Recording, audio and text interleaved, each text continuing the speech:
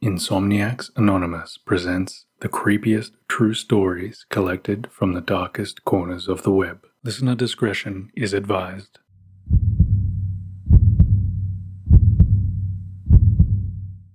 The Baby Monitor. When our firstborn arrived in the winter of 2008, we went baby crazy and bought every new baby item and accessory you could imagine. Cot, changing station, nappy bin, car seat, pram, jolly jumper, bathing seat, you name it, we had it. But at the center of this story is a very expensive baby monitor. This was not your mum's baby monitor that basically functioned as a one-way radio. This was the highest of high tech at the time. It included two-way sound, video that you could access by an app on your phone, and even a breathing monitor. We'd been at home with our gorgeous newborn baby for around 8 weeks when we started to have issues with the baby monitor. First, every couple of nights, we started hearing a very low static, crackling kind of noise coming through the monitor. I didn't make much of it at the time. I just assumed maybe there was some kind of interference coming through. It wasn't a big deal, and I just turned the volume down to where I could no longer hear it. About a week or so goes by, and one night I swear I hear very quiet whispering over the monitor. At this stage our baby is obviously not talking, only screaming or crying when very hungry or in need of a change. I immediately sat straight up in bed and check on the video feed. Our baby is awake, eyes wide open, looking straight up at the ceiling, laying still as a board.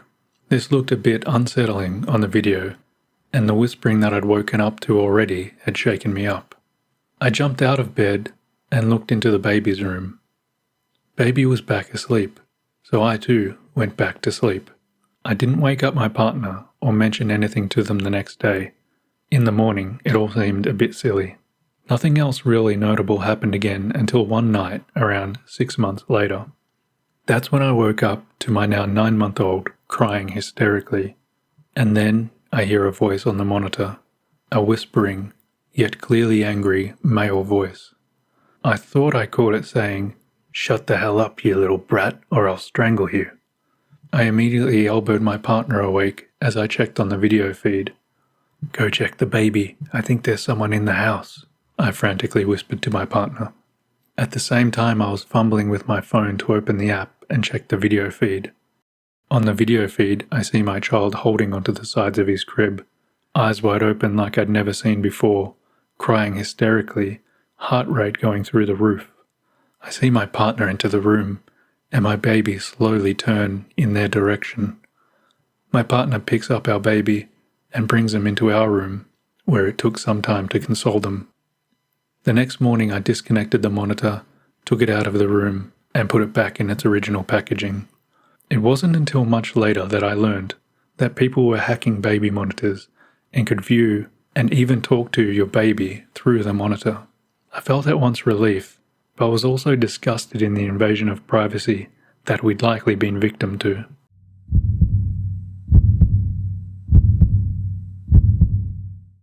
The campsite creep. This just happened last year. Every 6 months or so, I would take my 2 young boys camping.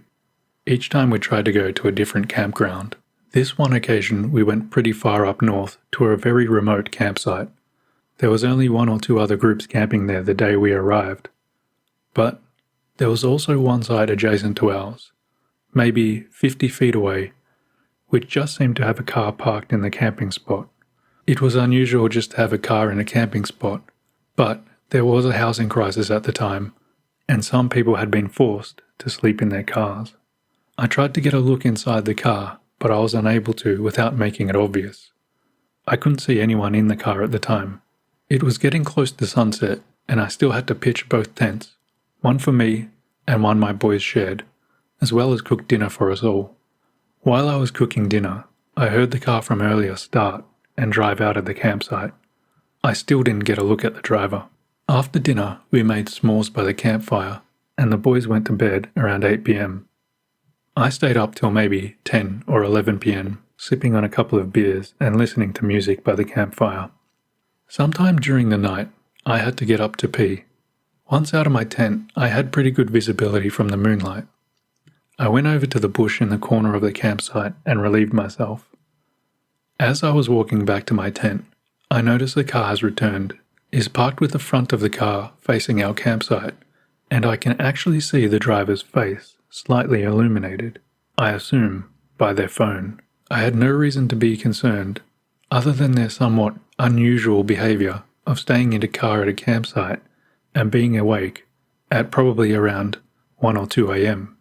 Regardless, I head back to my tent and soon fall back asleep. The next morning, we're up early with the sunrise. I'm starting to prepare breakfast for the boys and coffee for myself when I notice the car is gone again. The boys are just playing around the campsite. I call them over for breakfast. That's when my younger says, "Dad, why did you open the tent last night?" I replied, "What are you talking about?" He said, "I heard you open it. You woke me up, but then you just walked away. You didn't even close the tent again for me." I was immediately shocked at hearing this, but I didn't want them to notice. I said, "Sorry. I was just checking in on you, and I must have forgotten to close the door." I later pulled my oldest aside and asked if he knew anything about it. He said it wasn't him, and he didn't notice anything. It was then I decided that one night was enough for this trip. When we got home later that day, I reported what happened to the department responsible for the campsite. 3 months later, there's a huge story on the local news. A child has disappeared from the same campsite. Thankfully, days later, a little girl was saved. She was actually found in a local creep's house when the neighbors reported seeing him with a little girl, knowing full well what a creep he was. It was actually reported on the news that he had a room full of dolls that he would dress and play with. Now, I don't know for sure, but I wonder if he left us alone when he realized my kids were both boys. Perhaps he was looking for a girl to abduct. I called the police and told them what happened to us, thinking maybe the info would be of use to them, but they never followed up. I believe the guy pleaded guilty to all charges he was facing, the details of which I won't go into, but you can imagine. This still makes my skin crawl when I think about it.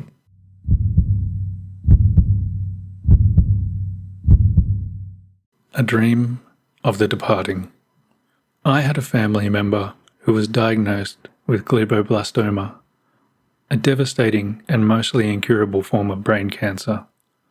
He had come to terms with the outcome quite early and was making arrangements to catch up with all of our very large, extended family.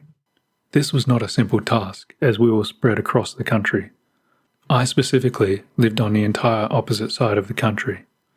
Regardless, he planned to visit and we'd go to a football game together, like we had before many years earlier. However, as the months passed and his surgeries mounted, his overall health and mobility decreased. I knew in my heart that our final meeting was unlikely.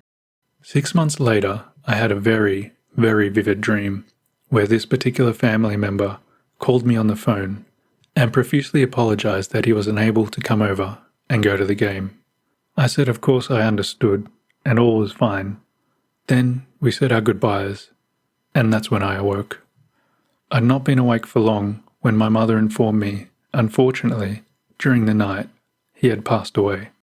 I don't know whether there is some kind of shared consciousness or some sort of ability to communicate telepathically before or even after one ceases to live on our planet, but I will always treasure this final farewell.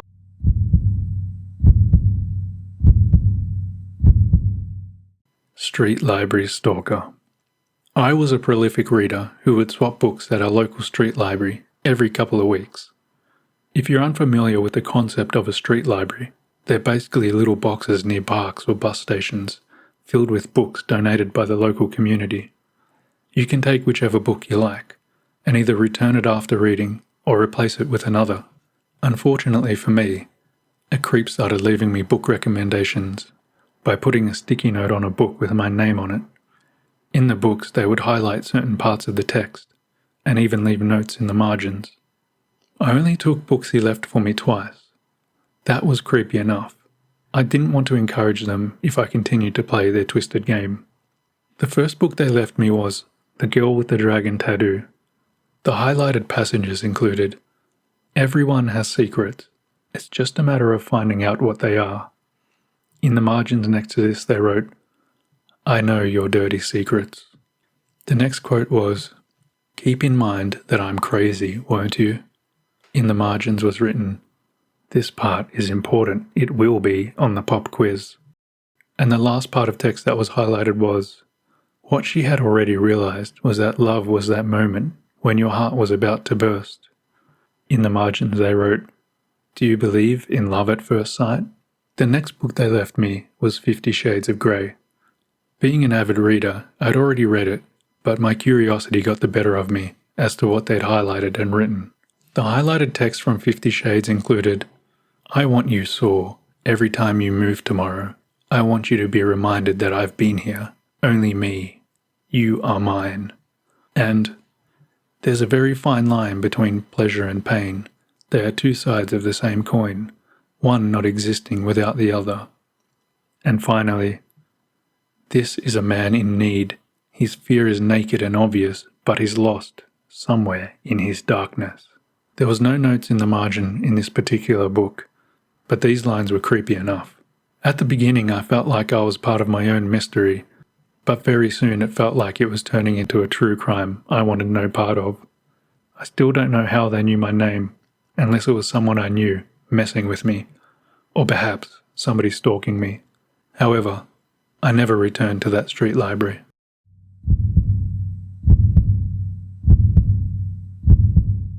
Apartment Window Messenger. This occurred in the late 90s, before everybody had phones and you could basically find or message anyone you wanted online. The internet existed, of course, but it was much more primitive. I was a teenage male at the time. This is kind of central to the story. I lived in an apartment complex with my family. My bedroom was on the inner side of the complex, and my bedroom window overlooked the garden and communal courtyard area in the centre separating the apartments, and also looked straight into the apartment directly adjacent ours. One day during the summer break, I saw a moving truck and a new family moving into the apartment across from ours. It appeared to be a single mum with 2 daughters. One of the 2 daughters was quite young, maybe 3 or 4 years old, and was being led by the hand by the older sister, who I guessed to be around my age. Believe it or not, our eyes actually met, and although I was somewhat embarrassed at being caught staring, I have to admit I was taken with her from that very moment. The entire family had a somewhat unrefined appearance. Their clothing screamed that they'd just moved from somewhere more rural. I don't mean this in a disparaging way. For the teenage girl it actually lent even more appeal, because local kids were obsessed with the latest trends and fashions, and this girl came across more natural and down to earth. From that day forward, it became my mission to talk to this girl and ask her on a date. However, this proved much more difficult than I planned. For one, it seemed like they never left their apartment. There was a pretty nice open area in the centre of the apartments where some kids played, but I never saw them there. I had a lot of time on my hands. I was on school holidays, and all I really did was listen to music and read Stephen King books, and also keep an eye on the window for this new neighbour. The only time I saw the teenage girl leave the apartment was with her mum and sister straight to their car. I started to think that perhaps the mum was very strict and controlling, or maybe they were in hiding. That was until the first time I noticed the girl leave the apartment by herself. She walked to the mailbox, checked it, and walked straight back to her apartment, but during the walk, I noticed her quickly look up to my window. We'd caught each other's gaze again, and there was a quick smile exchanged. This caused my heart to race and made me double my efforts. This became our pattern. Every day at the same time, she would check the mail. I was paranoid about straight up meeting her down at the mailbox because it could be seen from her apartment, and I didn't want her to get in trouble from her mother. So, I hatched an ingenious plan. I would write a message on a piece of paper and display it from my window as she went to the mailbox. My first message said simply, "Hi." I know she saw it as she walked by and looked over. I kept an eye on the window directly across from mine. I knew these apartments were mirror images of each other, and it made sense that she would be in the same room I was in, because the other bedroom was a master with an ensuite, which a parent would obviously prefer. So I assumed her and her sister shared the bedroom that mirrored mine. That was confirmed 5 minutes later when I received a reply message in the window, albeit with the blinds closed and the sign poking in front of it. It read, "Hi." Fast and furiously, I got to writing my next message. "My name's Dan, what's yours?" Her reply, "Caroline." Almost as soon as I saw the sign, I saw it ripped down and away from the window. I assumed her mum was approaching. That day felt like a triumph. I now knew her name and had a way to communicate with her. Next stop, set up a meeting. The next day I waited till she checked the mail. When she walked back, I quickly flashed up a sign.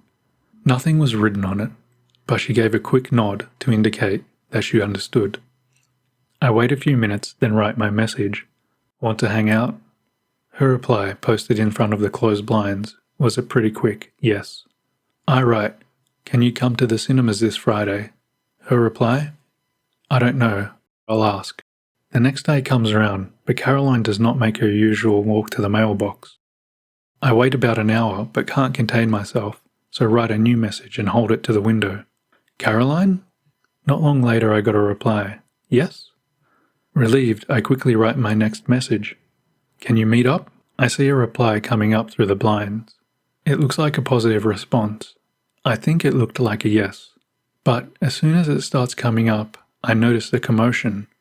The blinds are scattered and the message falls askew. What I see next makes my stomach and heart drop.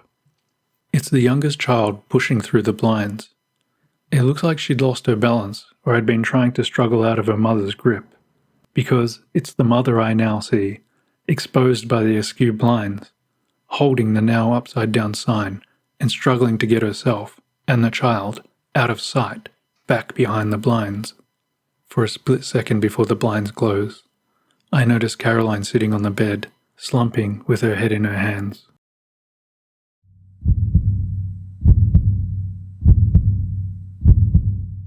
Well, that's it for this episode. I look forward to your company next time.